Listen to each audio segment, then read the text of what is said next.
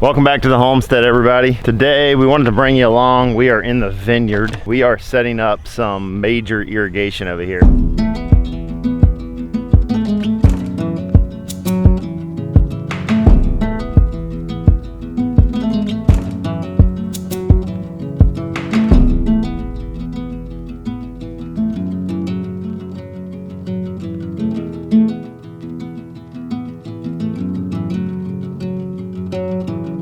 We wanted to take you along today to show you exactly how we are irrigating a large area of land. So this could apply in many different ways to people out there. Say you're irrigating, an orchard you just planted, or some kind of landscaping you did, or a large garden. This could apply in many different ways. So we're doing drip irrigation with Rainbird products. All the products that we're using today, I'll leave in links below in the description. You can check them out. I'll show you exactly what we've done so far, and we'll continue to lay this irrigation into the vineyard. So Adam asked for my help this morning out here in the vineyard with the irrigation, and I've always been very intimidated with irrigation. When we've sat down in our planning meetings, I'm like, how is this going to work out? So he got the supplies yesterday.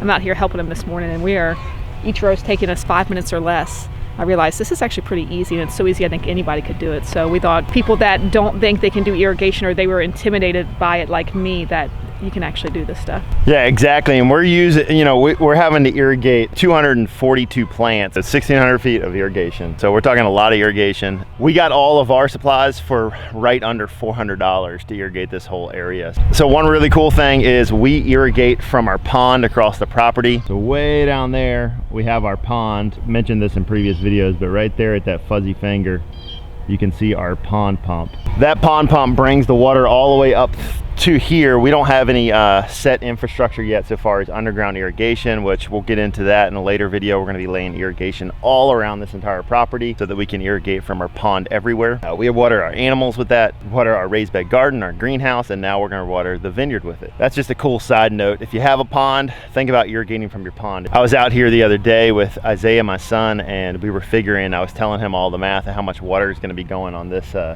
side of the property. Each one of our emitters at each plant can do 1 gallon per hour. So if we ran this entire system, we'd be using 242 gallons of water per hour. Where we are in the Kansas City limits, that's a lot of money. We pay a decent amount of money for our water. So if you have a pond, think about irrigating from your pond. Think about using rain barrels or some kind of water catchment system to really help alleviate the cost of water. Before we get into what we did, all of this is going to be suspended on our trellising system eventually. It's all on the ground right now because obviously we don't have our trellising system installed.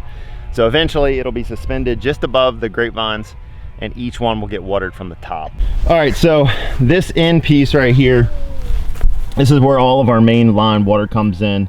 They sell these, Rainbird sells a little faucet connection kit, and that's all this is. It has a backflow preventer in here. It also has a PSI pressure regulator in here, and so that's what the faucet connection is. So our main line runs all the way down the front of the rows, and then it kind of curves around down there. And then each place that we have a row, so we're going up the hill here, we have a T connection. The great thing about Rainbird irrigation is that you literally just push those tubes over the barb fittings. That's it. That's all there is to it. So it's super simple to install. But then we come up and we have a valve, that you can turn on and off. We don't know exactly if we're gonna have enough pressure for the entire system. So what we've done to alleviate trying to figure out some of the math, we have a valve on each end, and we're gonna cut those on and off as needed. At the very end, we're going to fill up a gallon jar. We're going to let the system run for an hour, fill up a gallon jar, and see if we're still getting a gallon an hour. If we are, we won't really need these valves. They're nice to have just in case you're working on something, you can cut them on and off. So then we travel on up the line here, and each one of our plants gets an emitter. And we'll show you again. We'll install all this and show you how we're doing it, but we have a tool that we punch into the line here. And then this little emitter, that little black plastic thing at the base, that's our gallon per hour emitter. And then we have this 1/4 inch line that just runs up, and we're literally just dripping on the base of the plant right here. And that's what we've done all the way down the line. What are you doing, bud? That's our tubing, and Walker's turned it into a play thing. Some of the greatest toys on a homestead are things that you find around the property. Things that are not toys. Yeah, exactly. And sometimes that's good and sometimes that's bad for us. I gotta show you this, guys. My wife's overalls. Check these things out. Model Super this, sturdy. babe. They're filthy. Turn this way. Pockets galore. So you So you got got pockets for days. Pockets. Pockets. Oh, you got some money in there. Pockets. a D-loop right here. And then there's more. Look. Plus, hold on. The front D-loop for your whatever, carabiner keys. We got a super secret pocket right here. A zipper pocket. Another pocket. You got all this extra like enforcement stuff at the bottom. They're stretchy. The suspenders are stretchy. Yeah. Like that. They're adjustable too. So whatever you're doing, sometimes you need them loose, sometimes you need them tight. Or you're doing a lot of bending over, you need them loose. So. And then you got all of these. You got a knife in there, Sharpies in there. Another pocket, another loop. The ground staples over here on the hammer thing, whatever that's called. Hammer loop.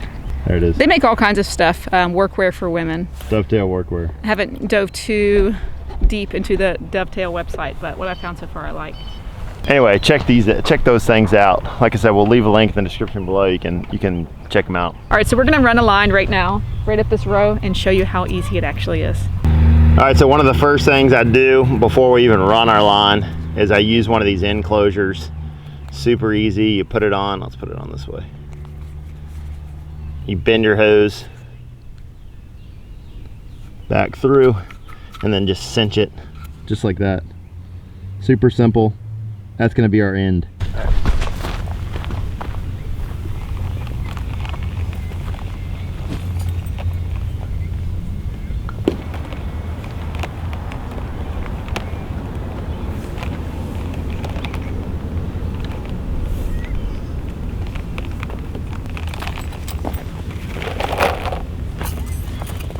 All right, we have a huge rock right here. That's why we don't have a plant here yet. We're actually missing two here and here. So I got to get a jackhammer in here or something to break this rock up so that we can actually plant here. But all you do is take your end enclosure, and I like to pin it to the side so that it doesn't, when we pull on it down the line, it's not going to be affecting it. It's not going to be able to move. That's it, just like that. Just getting the hose close enough to the plant, taking the staple, and securing it to the ground. Pretty easy.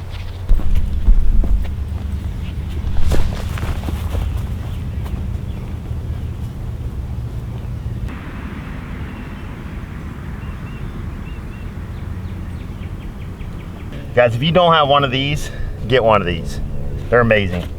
They save your knees. And when you're getting old like we are, you gotta have something. All right, so this is the most complicated part and it's super easy.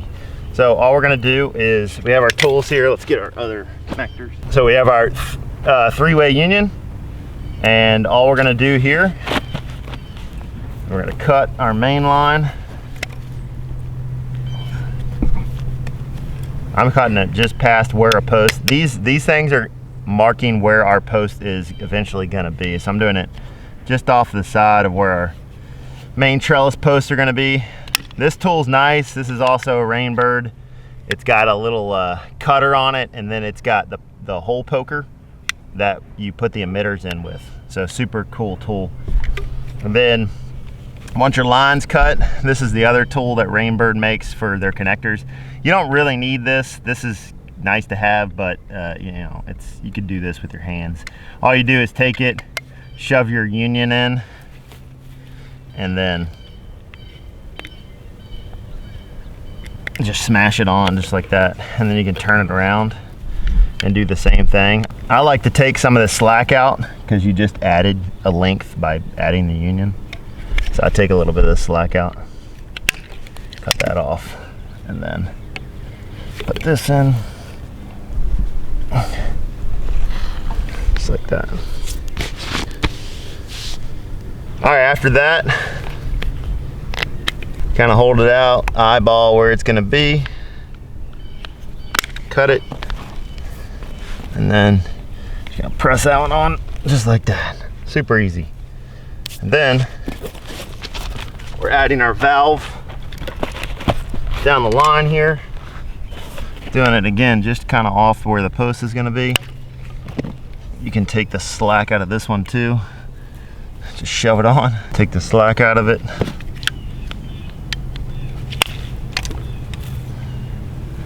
Just like that. So we have our union, and then we have our valve. Okay, so that's the main line. Let's go ahead and install one of the emitters and then the line that comes off of the emitter. All right, for our emitters, all we're doing is I'm going just past where my plant is. We take our, like I said, this is a gallon per hour emitter. They have all sorts of different ones, you know, half a gallon, 2 gallon, I don't know. They have tons of different ones. And then you have a pointed end. This end is what's gonna actually go in the main line. And then this end has a barb on it. That's gonna be what our 1/4 inch line goes into. So we take our tool again, we use our poker side. I like to do them all kind of generally the same area on the hose. You poke a hole in it just like that. You take your pointed end, you shove it in, super easy. And then we take a length of our 1/4 inch line, like that, cut it, and then, oh baby. All right, that's it. You have your emitter in, your hose on, and then I'm gonna cut this back a little bit. And then it's literally just gonna drip right into here. You can pull these on and off, adjust the length, do it how you wanna do it, but that's as simple as it is. And we just do one of those at every single plant.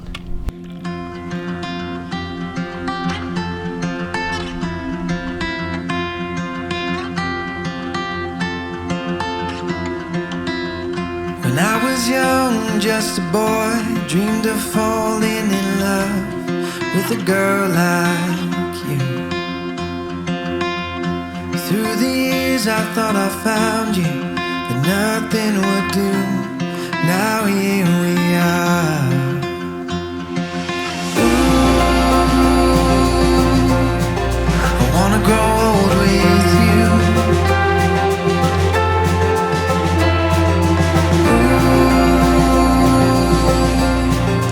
Making my dreams come true.